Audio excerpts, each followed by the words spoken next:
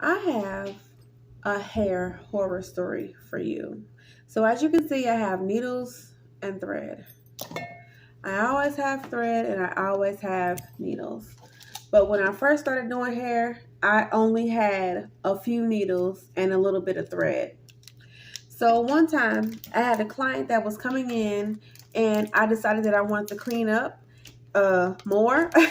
And so I got my vacuum cleaner out and I ran the vacuum cleaner over the rugs and I had my needles. I think I might have had like 6 or 7 needles. I had my needles threaded up and ready to go. And I started vacuuming, and I wasn't even vacuuming that close to the needles, but the thread got caught in the vacuum.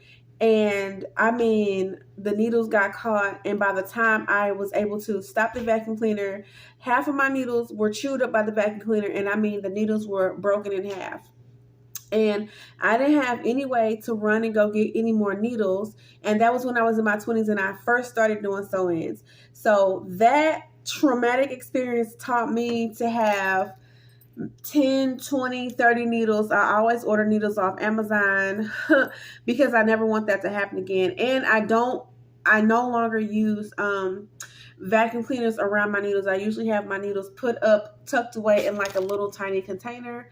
So that way, when I'm done working with them, I can put them up and preserve them. But yeah, that is a hair horror story. Have you ever had something like that happen to you? Let me know in the comments below. But like, yeah, sometimes doing hair can be a headache, but it's only if you're not prepared.